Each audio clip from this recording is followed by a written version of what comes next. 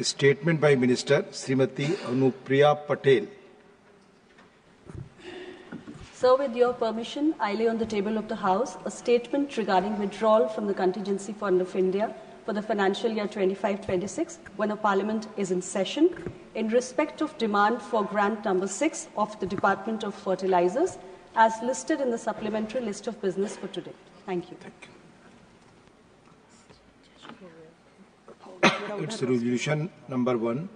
Srimati Sudha Murthy ji to move a resolution urging the government inter alia to consider amending the constitution to introduce a new article 21B guaranteeing free and compulsory early childhood care and education ECCE including nutrition, health services and pre-primary learning for all children aged 3 to 6 to work towards universal access to quality ECCE through strengthened Anganwadi services or any other appropriate mechanism and to take suitable measures to further improve delivery systems, training and support structures essential for holistic early childhood development and lifelong learning. Sudha ji. Sir, I move the resolution. Thank you, sir, for giving me an opportunity. Please speak on this. Hello. Hello. आप इस पे बोलें, please. Thank you, sir, for giving me an opportunity to talk on this most important subject. I want to congratulate all our sisters in Anganwadi workers who are working and giving yeoman service and contributing to our country, particularly in rural area of India. Anganwadi scheme has completed its 50 years golden jubilee. Happy golden jubilee. Let me talk a little bit about Anganwadi Center, sir. In 1975, ICDS, Integrated Child Development Scheme, was developed to look after pregnant women, lactating mothers, and children between the age of 0 to 6 years. Basically, it was a form of ECCE, Early Childhood and Care Education. It continued for a long time in a buffer zone taking care of malnutrition. A big change came in 2002. Under the leadership of our Prime Minister, then our Prime Minister, Shri Atal Bihari Vajpayee ji, he took a major step with the 86th Amendment of our Constitution. This led to all children born in our country having a fundamental right to free and compulsory education between the age group of 6 to 14. And also, Article 45 was amended and created a DPSP, Directive Principle of State Policy for ECCE. Sir, education is a magic wand. Whomsoever it touches, their life will change. Everything is possible with education. It makes a person's different destiny. It improves the society. It also contributes to the country's economy if you are educated. Nobel laureate Dr. James Hackman once said, if you give 1 rupee, invest it in the quality, early childhood education, it will lead 13 times more to the economy of the country. So data shows if you invest 1 rupee in the hard infrastructure, it also grows, it also improves the country's economy, but it is only 2.3 times. That only shows the importance of early education to our children. In 2018, our Prime Minister Shri Narendra Modi ji revamped and expanded ICDS to Poshan 1.0. This was the most important work because it started initiating the digitalization of the Poshan tracker. This enabled monitoring and strengthening of Anganwadi worker center service. It was a massive work. It was not easy because our country is large. It was launched started in 2018, but it was completed, application was completed in 2021. I want to congratulate the Ministry of Women and Children Department for their hard work which has been a great success. In 2001, Poshan 1.0 was further revamped, and it was called Mission Saksham Anganwadi and Poshan 2.0 for integrated, holistic development of the child and nutrition. It has two divisions. One is Saksham Anganwadi, which gave more importance to infra development, and Poshan 2.0 providing to take home rations to lactating mothers, pregnant women, and children between the age of 0 to 3. It also gave healthy snacks, healthy lunch. Doctors say, with their research, that it's very important first 1,000 days when a mother conceives and the child grows up, it comes to 2 years, 3 months. They are the crucial days where the mind and the body develops. And taking care of that, Government of India has done a fantastic work giving lactating mothers, pregnant mothers, this taking ration home. In 2023, Government of India came with a new campaign, PB, Poshan Bhi or Padai Bhi, which is a very beautiful line actually, which gives a uniform training to all Anganwadi workers all over India, and this scheme is valid for 2023 to 26. Until that, every state used to have their own scheme. Some people will hire an NGO, some people have their own way of tackling the problems. Now there is a steady, systematic Anganwadi worker training. In 2024, Ministry of Women and Child Development introduced two curriculums. One is Navachetana for 0 to 3 years. Other one is Adarsh Shila between 3 and 6 years. This curriculum provided Anganwadi workers to monitor the development of a child, organize preschool activities, and many more things. Sir, I want to give some analysis of the importance of ECCE. NEP 2020 notes that it is important that children receive good education between 3 to 8 years. During that period, children's cognitive, motor, socio-emotional skills will develop very well.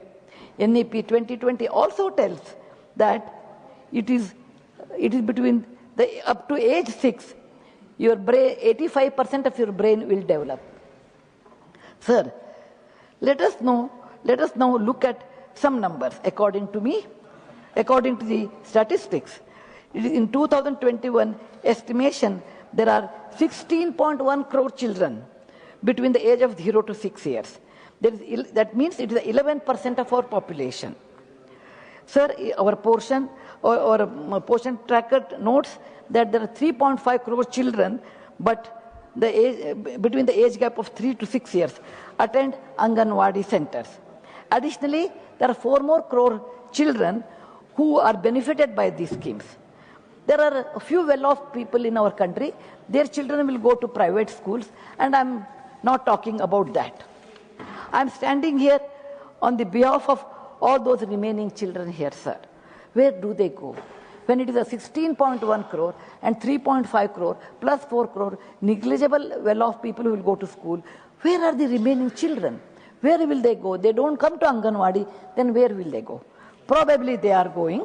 They may be rowing on the dusty roads in the rural area. Or they may be accompanying their parents in a dangerous working places like railway tracks, etc. Or they may be playing somewhere without any supervision. And I care for those children. I stand here, sir.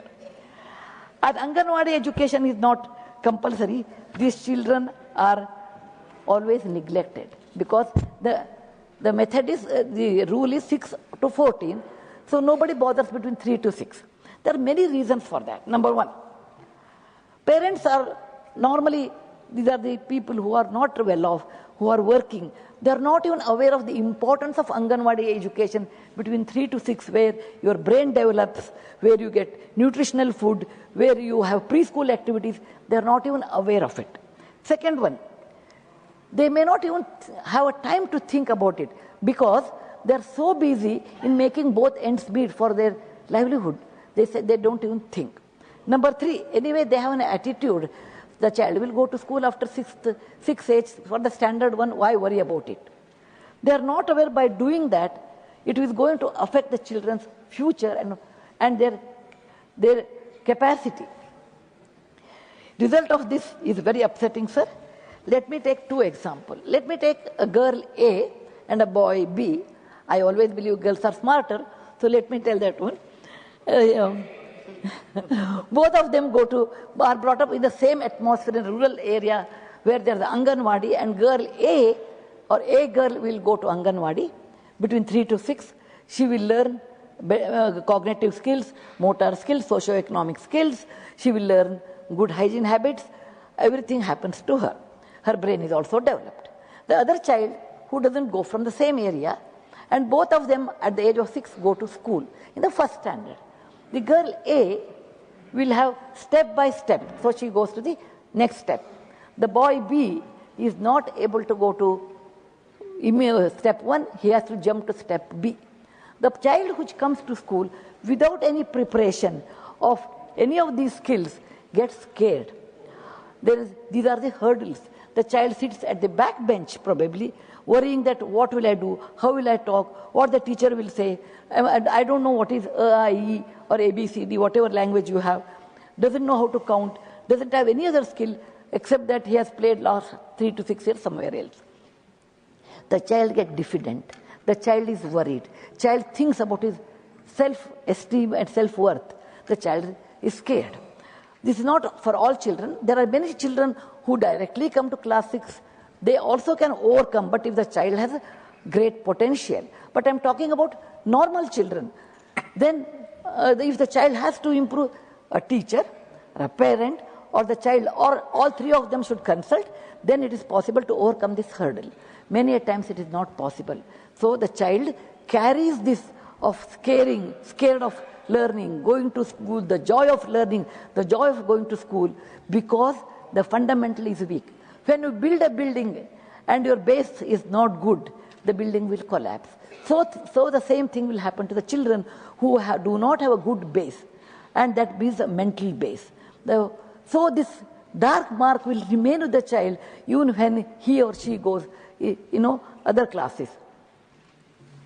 The results are really difficult. The child will not enjoy his education. Sir, children are our future. They are rising sun. Their early education should benefit to their life. Hence, I request through you, sir, to our government to consider amending our constitution to give fundamental right to education from year 6 to 14 years to 3 to 14 years. Just increase 3 more years, but fundamental years, not later years, so that children can stand up in life with a good base and good skill. Sir, let us look at some opportunities in case it has been amended. Number 1, the female labor force participation will increase because of the more Anganwadi workers and Anganwadi helpers in Anganwadi centers. Second, the family of children who are going to work, their productivity is very high because they are not worried about where the children will be at that time. The most important thing is the early detection of disabilities. Suppose the child goes to Anganwadi, there's a screening method. There you will come to know the child is in speech or in hear or in either malfunctioning is happening. Early screening helps them their future, because they can get corrected in an early stage. We always say when the sapling you can bend a sapling when it is very small, young, in any direction. Once it becomes a tree, it is very difficult to move. Similarly, any intervention, any help is required for such children with some malfunctioning is there, that can be taken care in screening. And this is one of the most important things in Anganwadi. Number 4, children's brain is completely developed by this time. It is a great boost. Sir, I have a few more humble suggestions to the government, to the Madam Annapurna Devi. We must have a large-scale awareness for this 3 to 6 year education. The beautiful campaign which caught my eye was Beti Bachao, Beti Padhao. Similar kind of a campaign is required for children between age 3 to 6 to go to Anganwadi. The government can consider, state government can consider to rope CSR funds from industries. Sir, every company has CSR mandatory, which is 2%. And second thing is, there are certain rules are there which the schemes come under CSR. Some schemes do not come under CSR. I would request ma'am to think over it.